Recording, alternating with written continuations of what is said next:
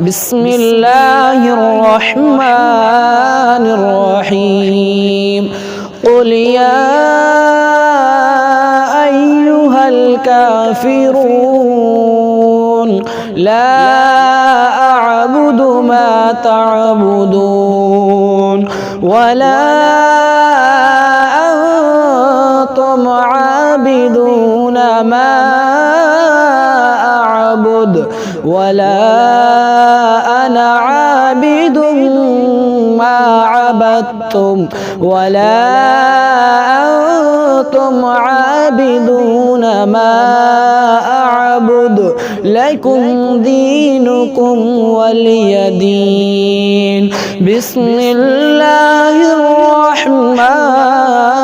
الرحيم إذا جاء نصر الله والفتح ورأيت الناس يدخلون في دين الله أفواجا فسبح بحمد ربك واستغفره إنه كان توابا